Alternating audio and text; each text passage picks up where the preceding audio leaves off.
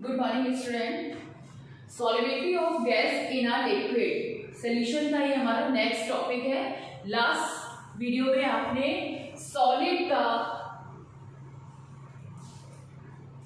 Solubility जो कि वो लिक्विड में किस तरह से होती है, किस किस चीज़ों पे डिपेंड करती है इसकी सॉल्युबिलिटी, ये वहाँ पर हमने पढ़ा था। ठीक है, ये आपका बहुत ही इंपॉर्टेंट टॉपिक है। इसमें आपका एक लॉ जो है वो यहाँ पर आएगा जिसको हम लोग हेनरीज लॉ बोलते हैं, जो कि बहुत ज़्यादा इंपॉर्टेंट है। इससे रिलेटेड क्वेश्चन जो है वो बोर्ड में बहुत ज़्यादा पूछे जाते हैं, तो इसको बिल्कुल आपको मिस नहीं करना है, बहुत अच्छे से इसको समझना है। ठीक है, तो इसमें हम लोग हेनरीज लॉ पढ़ेंगे, जिसमें जो हेनरीज लॉ में पूरी तरह से सॉल्युबिलिटी ऑफ जो गैसेस हैं, ठीक है, किसी भी लिक्विड में सॉल्युबिलिटी ऑफ गैस जो है उस पर पूरी तरह से बेस्ड है वो लॉ।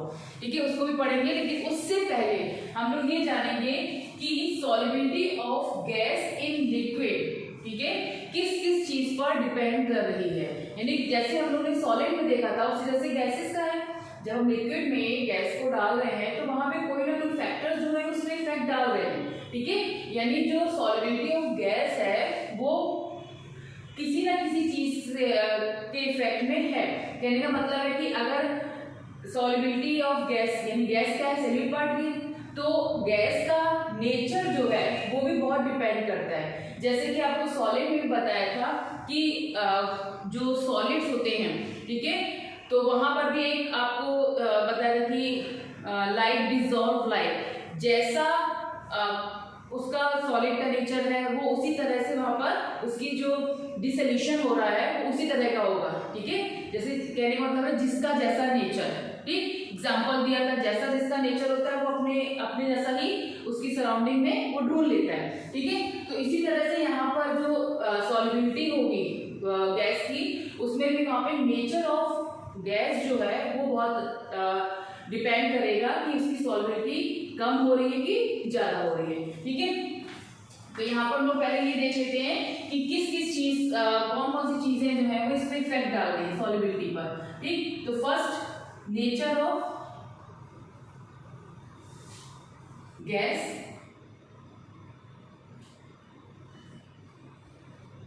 Second temperature. अगर टेम्परेचर की बात करें तो हमने लास्ट टाइम में भी पढ़ा था कि टेम्परेचर का क्या इफेक्ट पड़ता है। और थर्ड आपका प्रेशर।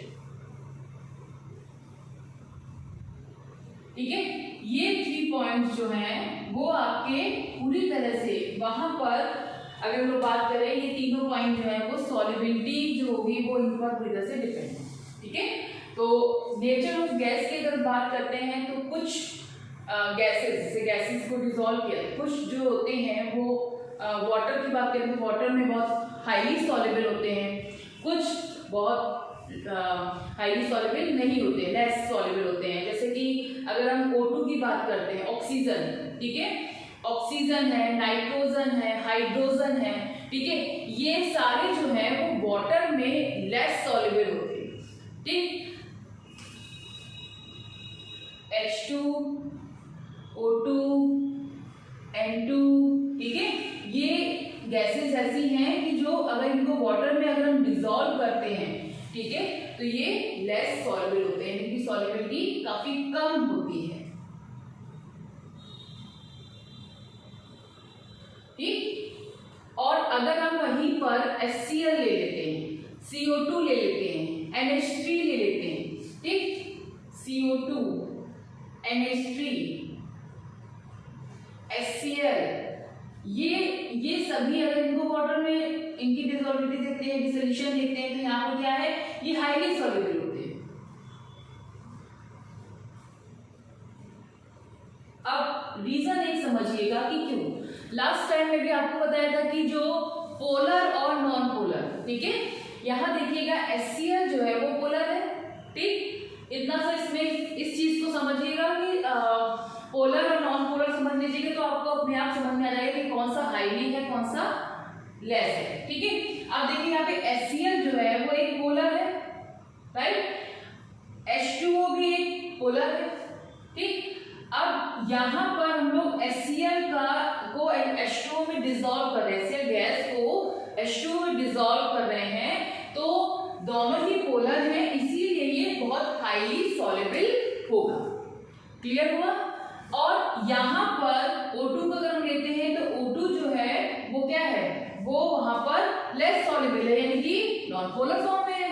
ठीक, तो ये चीज क्लियर हुई कि अगर एक जैसा है, जो भी आपको बताया लाइक डिसॉल्व लाइक, ठीक है, पोलर पोलर है तो क्या होगा, वो बहुत इजीली बहुत हाईली फॉर्म में वो सॉल्युबल होंगे, और अगर पोलर और नॉन पोलर है तो वहां पर लेस सॉल्युबल। तो रीजन समझ में आया?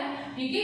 बट अगर हम लोग बात करें कि पानी में O2 अगर बहुत कम है सॉल्युबल फॉर्म में, तो वो लेकिन आपके जितने भी जो सी एनिमल वगैरह हैं, जो वाटर में जितना उनके लिए ऑक्सीजन चाहिए वो वहां पर वो सॉल्युबल होता है। ठीक है, ये तो हो गया आपका कि गैस का नेचर किस तरह का है, उसके अकॉर्डिंग उसकी सॉल्युबिलिटी किस तरह की होगी।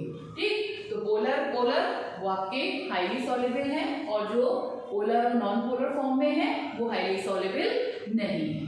ठीक, अब हम लोग बात करते हैं टेम्परेचर की, कि टेम्परेचर जो है उसका इफेक्ट कैसे और पड़ता है। ठीक है, या टेम्परेचर को इंक्रीज करने में सॉल्युबिलिटी कैसी होती है, डिक्रीज होती है कि इंक्रीज होती है।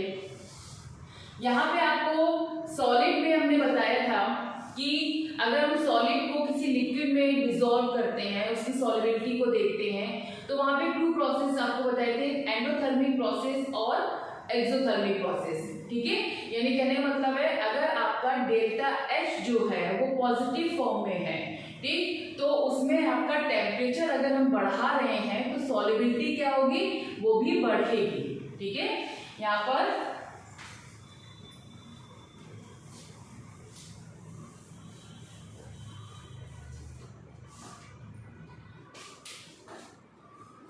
इन सॉलिड है ना, ये सॉलिड का पार्ट आपको बता रहे हैं। इन सॉलिड अगर डेल्टा H पॉजिटिव है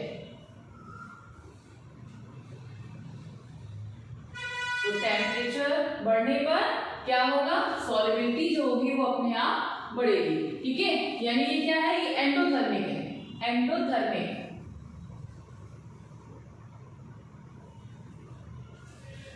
ठीक, एंडोथर्मिक है, एंडोथर्मिक मतलब आपको ये देनी पड़ेगी।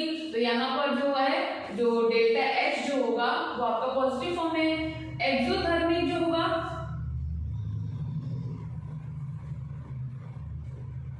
एक्सोथर्मिक में क्या है, डेल्टा H, यहाँ पर जो आपका टेम्परेचर जो है उसको जब हम ऊपर की ओर यानी इंक्रीज करेंगे, टेम्परेचर हाई होगा तो सॉल्युबिलिटी जो होगी वो डिक्रीज होगी। ठीक है, ये आपका सॉलिड का पार्ट, मतलब सॉलिड को हम लोग डिसॉल्व कर रहे हैं, है ना।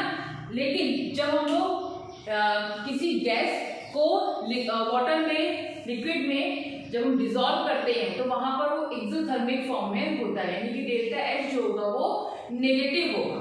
ठीक है, यानी एक्सोथर्मिक, ये डेल्टा H जो होगा वो कैसा होगा, वो आपका नेगेटिव होगा। ठीक है, तो उस कंडीशन में क्या होगा, जैसे जैसे टेम्परेचर हम लोग, टेम्परेचर हाई होगा सॉल्युबिलिटी नीचे आएगी। ठीक है, यहाँ पर हम लोग का जो था वो दोनों प्रोसेस में दिखाया था, बताया था आपको कि अगर टेम्परेचर उस इन सॉलिड में 2 कंडीशन जो दी गई थी उसमें आपका क्या था, टेम्परेचर को हाई करेंगे सॉल्युबिलिटी अपने आप हाई हो जाएगी, लेकिन उसमें आपका क्या होगा, डेल्टा H जो होगा वो पॉजिटिव। ठीक है, यानी कि आपका एंडोथर्मिक होगा। एक्सोथर्मिक होगा तो उसमें अगर टेम्परेचर को हाई कर रहे हैं तो सॉल्युबिलिटी लो होगी। ठीक है, तो यहाँ पर ये जो गैस का सॉल्युबल पार्ट है वो कैसा है, वो एक्सोथर्मिक है। तो यहाँ पर आपका जो टेम्परेचर है उसको अगर हम लोग हाई करते हैं तो सॉल्युबिलिटी जो होगी वो कम हो जाएगी। ठीक है, ये क्लियर हुआ।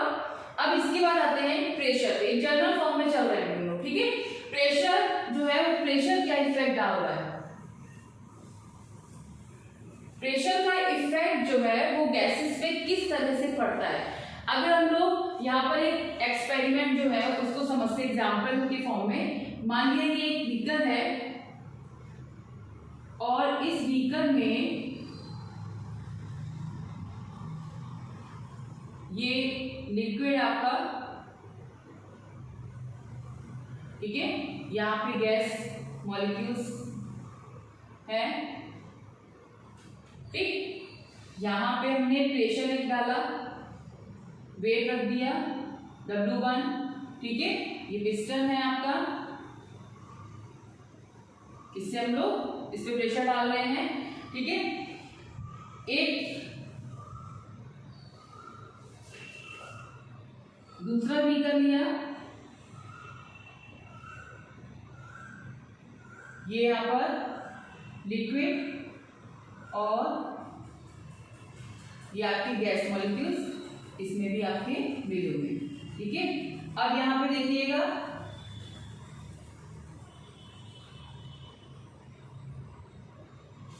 जो वेट है दोनों में चेंजेस क्या है, डिफरेंसेस क्या है। पहले में केवल एक वेट यानी कि W जो है वो सिंगल फॉर्म में यहाँ पर हमको प्रेशर डाला है, कम प्रेशर पड़ रहा है, ठीक है। सेकेंड कंडीशन जो है उसमें हमारा W1 2 3 यानी कि तीन गुना हो गया, ठीक है। तो वहां पे क्या होगा, जो जब हम प्रेशर डालेंगे तो जो पार्टिकल्स होंगे नीचे सॉल्यूशन में क्या होंगे, इंक्रीज होंगे, ठीक है। और जब पार्टिकल इंक्रीज होंगे तो उसका जो प्रेशर जैसे जैसे बढ़ाएंगे तो उसकी सॉल्युबिलिटी जो होगी वो बढ़ेगी, यानी कम रहेगा तो सॉल्युबिलिटी कम रहेगी।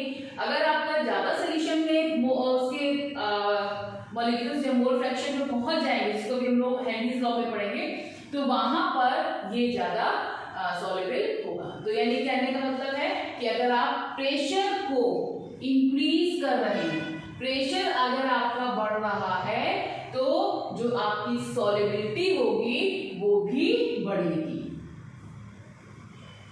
ठीक है। टेम्परेचर में क्या था, टेम्परेचर में आपका था कि जैसे जैसे टेम्परेचर आप बढ़ा रहे हैं सॉल्युबिलिटी कम हो रही है, ठीक है, क्योंकि वहां पे एक्सोथर्मिक प्रोसेस था, नेगेटिव चार्ज, ठीक है। और यहाँ पे हम लोग बात कर रहे हैं प्रेशर की, तो प्रेशर जो था उसको अगर हम बढ़ाएंगे तो सॉल्युबिलिटी जो होगी वो अपने आप बढ़ती जाएगी, जबकि सॉलिड में अगर हम लोग बात कर रहे थे तो वहां पर कोई खास इफेक्ट नहीं पड़ रहा था। यहाँ पर प्रेशर जो है वो एक इंपॉर्टेंट पॉइंट, ठीक है। अब आ जाते हैं हम लोग इसको समझते हैं हेनरीज लॉ की। अब ये तो एक नॉर्मल चीजें हो गई जो हमने बताया आपको कि गैस को अगर हम लिक्विड में जब डिसॉल्व करते हैं, डिसोल्यूशन होता है इसका, तो उसकी जो सॉल्युबिलिटी होती है वो इन तीन पर डिपेंड करती है, ठीक है। अब इसी से रिलेटेड आपका हेनरी लॉ है। अब अगर आप इसको इतना समझ गए तो हेनरी लॉ को समझने में, उसको लर्न करने में दिक्कत नहीं होगी, ठीक है। तो फर्स्ट हमारा नेचर पे, गैस का नेचर जो होता है वो पोलर और नॉन पोलर, यानी कि जो आपका लिक्विड है, ठीक है, और गैस है, अगर दोनों पोलर हैं तो वहां पर वो डिपेंड कर रहा है कि अगर दोनों पोलर हैं तो उसकी सॉल्युबिलिटी जो होगी वो मोर सॉल्युबल होगा, यानी मोर सॉल्युबिलिटी होगी। और अगर एक पोलर है आपका वाटर जो है पोलर है, दूसरा आपका नॉन पोलर फॉर्म में है, तो उसकी लेस सॉल्युबिलिटी होगी। टेम्परेचर को अगर हम बढ़ा रहे हैं तो सॉल्युबिलिटी कम होगी, ठीक है, गैसेस के केस में। और प्रेशर अगर आपका बढ़ रहा है तो सॉल्युबिलिटी जो होगी वो अपने आप बढ़ेगी, ठीक है। हेनरीज लॉ अगला हमारा जो टॉपिक है वो हेनरी लॉ है। इसमें भी 3 स्टेटमेंट है इस लॉ के। वहां पे हमें वो 3 स्टेटमेंट अगर समझ में आ गए तो पूरा लॉ जो होगा वो कंप्लीट हो जाएगा। इसमें जो 3 स्टेटमेंट में जो 3rd स्टेटमेंट है वो बहुत ज्यादा इंपॉर्टेंट है, उस पर बेस्ड काफी चीजें पूछी भी जाती हैं, कैसे कह सकते हैं कि वो उसका एक मेन पॉइंट है, ठीक है।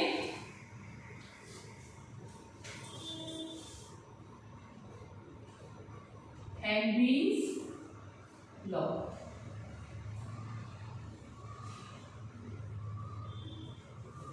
हेनरीज लॉ में इसमें जो हेनरीज लॉ जो था वो दिया ही गया था कि solubility of gas in liquid, liquid में गैस की क्या सॉल्युबिलिटी है, कैसी सॉल्युबिलिटी है, ठीक है, किस किस चीज पर डिपेंड कर रहा है। जो अभी नॉर्मल डिपेंडेंसी हम लोगों ने देखा कि किस किस पे डिपेंड कर रहा है, वो सारे टर्म्स अभी यहाँ पे यूज होंगे, ठीक है। तो उन्होंने यही पूरा पार्ट दिया था कि किस तरह से गैस जो होता है, गैस के पार्टिकल जो होते हैं वो लिक्विड में जब सॉल्युबल करते हैं तो कहाँ किस तरह से वो उस पर फैक्टर जो इफेक्ट डालते हैं और वो किस तरह से सॉल्युबल होता है, ठीक है। अब यहाँ पे फर्स्ट जो था इन्होंने दिया था कि एट अ कांस्टेंट टेम्परेचर को कांस्टेंट रखें, ठीक है। तो जो at a constant temperature solubility of the gas in a liquid is directly proportional to the pressure of the gas. यदि हम टेम्परेचर को अगर कांस्टेंट रखें तो जो उसकी गैस की जो सॉल्युबिलिटी होगी किसी भी लिक्विड में वो किसके डायरेक्टली प्रोपोर्शनल होगी, वो आपके जो गैस का प्रेशर है, ठीक है, वो उसके प्रोपोर्शनल होगी। जो कि अभी हमने आपको बताया कि अगर हम प्रेशर को बढ़ा रहे हैं तो सॉल्युबिलिटी जो होगी वो भी अपने आप बढ़ेगी, ठीक है। पिस्टन का एग्जांपल दिया था आपको। तो देखिए अगर हमने कहा कि यहाँ पर कोई गैस आपकी, ये देखिए सॉल्यूशन, यहाँ पे ये ध्यान रखिएगा कि सॉल्यूशन के अंदर की बातें हो रही है, ठीक है। तो यहाँ पर अगर हम गैस के पार्टिकल्स हैं और यहाँ पर भी वो गैस के प्रेशर डाल रहे हैं, ठीक है, ऊपर से, तो गैस के जो पार्टिकल्स हैं वो उसमें आ रहे हैं, डिसॉल्व हो रहे हैं। तो जितने ज्यादा आपका प्रेशर पड़ रहा है उसकी सॉल्युबिलिटी जो होगी वो उतनी ही ज्यादा बढ़ेगी, जो भी हमने आपको थर्ड पॉइंट में ये चीज बताया, ठीक है। तो यानी इनका जो स्टेटमेंट, फर्स्ट स्टेटमेंट कह सकते हैं हम लोग, ठीक है, क्या है, eight a constant temperature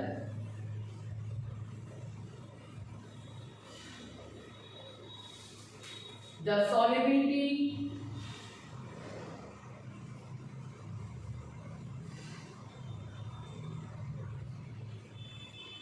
of a gas in a liquid is directly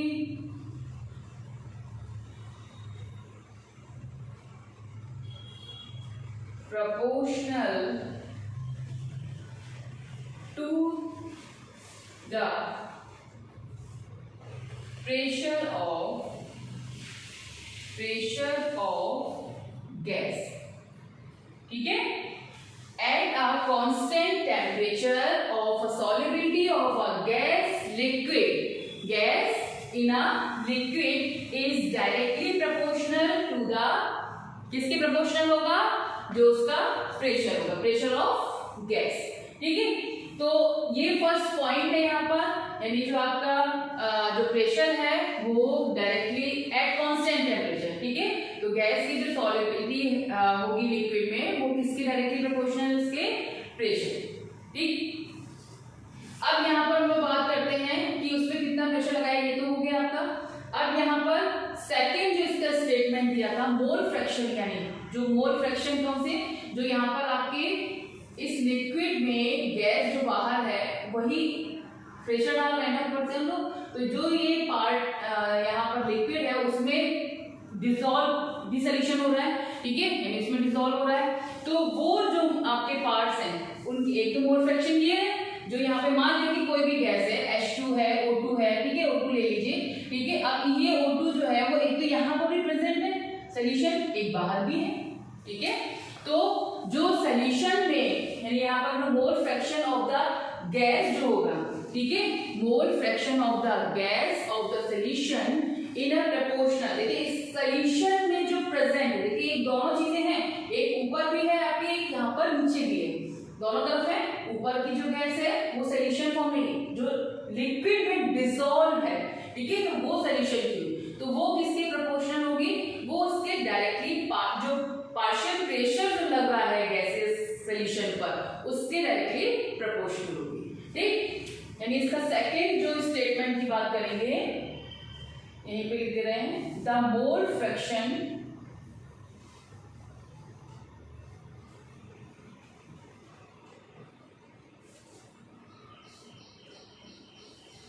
of gas in the solution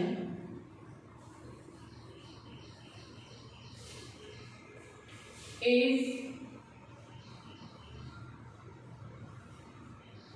proportional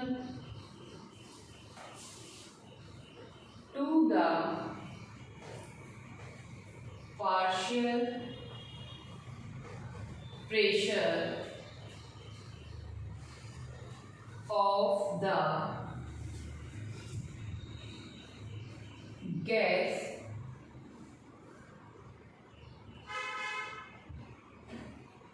over the solution.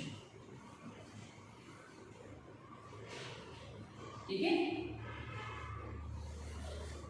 जो उस पर सॉल्यूशन में जो आपका गैसेस जो पार्ट है, प्रेशर जो लग रहा है, ठीक है, सॉल्यूशन के अंदर जो मोल फ्रैक्शन प्रेजेंट है उनका यहाँ पर बात होगी। ठीक, तो इस तरह से हम लोग इसके सेकंड पॉइंट को भी हमने यहाँ पे क्लियर किया। फर्स्ट पॉइंट था at a constant temperature of the solubility of the gas in the liquid is directly proportional to the pressure of gas. ठीक है, जो उसका डायरेक्टली इसके प्रोपोर्शनल होगा गैस की, ठीक, प्रेशर ऑफ द गैस। फिर second, mole fraction of the gas in the solution is proportional to the partial, उसके किसके जो सॉल्यूशन के अंदर जो गैसेस पार्टिकल प्रेजेंट है वो वहां पर इसके डायरेक्टली प्रोपोर्शनल होगा। ठीक, अब यहाँ पर थर्ड पॉइंट जो आपको बताया, थर्ड स्टेटमेंट जो है वो बहुत ज्यादा इंपॉर्टेंट है। एक तरह से कह सकते हैं कि जो हेनरीज लॉ का अगर हम शॉर्ट फॉर्म में बोलते हैं तो सबसे पहले उसी को दिया जाता है। ठीक है, अगर उसका एक मैथमेटिकली फॉर्म अगर हम दे दें तो नॉर्मली हो जाता है कि हाँ वो हेनरीज लॉ क्लियर। ठीक, तो थर्ड स्टेटमेंट में देखते हैं क्या है, द पार्शियल, थोड़ा सा ध्यान दीजिएगा इस पे, the partial pressure of the gas in vapor phase, इसको स्मॉल पी से शो कर लीजिए, is proportional to the mole fraction of the gas in the solution। Solution बहुत इंपॉर्टेंट है कि आपको ये पता होना चाहिए इन द सॉल्यूशन, क्योंकि बच्चों हम लोग कर क्या रहे हैं, हम लोग सॉल्युबिलिटी को ही रिप्रेजेंट कर रहे हैं। ठीक है, और सॉल्युबिलिटी कब होगी, जब उस सॉल्वेंट में जिसको हम लोग ले रहे हैं, क्या लिया, लिक्विड, उसमें हम सॉल्यूट को डाल देंगे, सॉल्यूट और सॉल्वेंट दोनों मिक्स कर देंगे तभी तो सॉल्युबिलिटी होगी। ठीक है, तो उस समय हमारा यहाँ पर सॉल्युबिलिटी, तो इसीलिए बहुत जरूरी है कि जो भी पॉइंट दिए हुए हैं इन द सॉल्यूशन ये आपको ध्यान में रखना है। ठीक है, क्योंकि आपके जो गैस पार्टिकल हैं वो ऊपर भी हैं और नीचे भी हैं। ठीक, कभी कभी इसमें बहुत ज्यादा इससे जैसे क्वेश्चन पूछे गए हैं तो वहाँ पे कंफ्यूजन हो जाता है कि कौन से पार्टिकल्स में मोल फ्रैक्शन किसके लिए, मोल फ्रैक्शन तो यहाँ पर भी, यहाँ पर भी। ठीक है, तो ध्यान दीजिएगा इस पे, गैस इन द सॉल्यूशन। अब यहाँ पे देखिए क्या कह रहे हैं, the partial pressure of the gas in the vapour pressure is proportional to the mole fraction of the gas in the solution. ठीक है, यानी जो इसका पार्शियल प्रेशर जो होगा वो किसके मोल फ्रैक्शन जो सॉल्यूशन में जो गैस की मोल फ्रैक्शन प्रेजेंट है उसकी डायरेक्टली प्रोपोर्शनल होता है। ठीक है, यानी कि P प्रोपोर्शनल, P यहाँ पे स्मॉल बना दीजिए। ठीक है, मोल फ्रैक्शन किसके उसको रिप्रेजेंट करेंगे x से। ठीक, तो यानी कि P जो होगा वो डायरेक्टली किसके प्रोपोर्शनल है, x के। ठीक, जो पार्शियल प्रेशर है वो किसके प्रोपोर्शनल है, x के। और इस प्रोपोर्शनल को हटाने के लिए हम लोग यहाँ पर एक कांस्टेंट लेते हैं KH। ओके, इसी कांस्टेंट को हम लोग क्या बोलते हैं, देखिए ये तो पार्शियल प्रेशर हो गया, ये आपका हेनरी कांस्टेंट, ठीक है, और ये आपका मोल फ्रैक्शन। ठीक, तो यही एक मेन पार्ट है आपका हेनरीज लॉ के लिए, इसी को हम लोग हेनरी लॉ बोलते हैं। ठीक है, ये 3 स्टेटमेंट आप देंगे और आपका हेनरी लॉ जो होगा वो कंप्लीट हो जाएगा। ठीक, अब यहाँ पर थोड़ा सा ध्यान दीजिएगा, यहाँ पर डायरेक्टली प्रोपोर्शनल बोला है, ठीक है। अगर हम सॉल्युबिलिटी की बात करते हैं, मोल फ्रैक्शन अगर कम है तो जो सॉल्युबिलिटी होगी वो कैसी हो जाएगी, कम हो जाएगी। ठीक है, मोल फ्रैक्शन अगर आपके ज्यादा है तो सॉल्युबिलिटी जो होगी वो ज्यादा होगी। तो एक टर्म जो होगा वो आप इसको याद रखिएगा कि जो आपका K है, ठीक है, ये आपका बढ़ेगा, यानी जो आपका यदि कांस्टेंट फॉर्म में है वो बढ़ेगा तो आपका जो मोल फ्रैक्शन है वो कम होगा। ठीक है, वो आपका कैसा होगा, कम होगा। वो हम इस फॉर्मूले में देख सकते हैं, इसको आप इधर ले जाइए तो क्या हो जाएगा, इनवर्सली प्रोपोर्शनल हो जाएगा।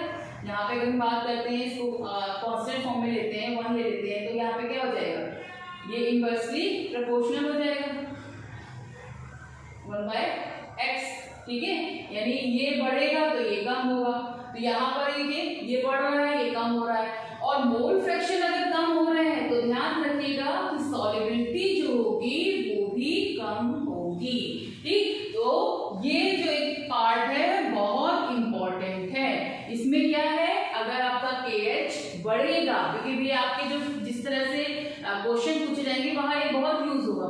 KH अगर आपका बढ़ रहा है तो X जो होगा कम होगा। X क्या है, मोल फ्रैक्शन। ठीक है, और ये आपका जो सॉल्युबिलिटी है, अगर मोल फ्रैक्शन कम हो रहा है तो सॉल्युबिलिटी भी कम होगी। ठीक है, तो ये आपका हेनरी लॉ है। इसको अच्छे से पूरा वीडियो देखिएगा और उसको पढ़िएगा। ठीक है, अच्छे से समझिएगा। किसी तरह की कोई भी प्रॉब्लम हो तो उसको आप मैसेज के थ्रू पूछ लीजिएगा। साथ में इसकी एप्लीकेशन, हालांकि ज्यादा एप्लीकेशन नहीं है लेकिन थोड़ा सा उसमें एक्सप्लेनेशन है, तो उसमें थोड़ा सा बहुत ज्यादा डिटेल में है। ठीक है, तो उसकी एप्लीकेशन हम लोग देखेंगे, साथ में उसका ग्राफ एक देखेंगे, जो हेनरीज लॉ का ग्राफ है, बहुत इंपॉर्टेंट है वो भी। ठीक है, एप्लीकेशंस भी पूछी जाती हैं, रीजनेबल क्वेश्चंस जो आते हैं उसमें पूछ लिया जाता है। ठीक, तो दोनों ही पॉइंट को हम लोग नेक्स्ट वीडियो में डिस्कस करेंगे। फिलहाल अभी आप हेनरीज लॉ को अच्छे से पढ़ लीजिएगा। Okay, thank you.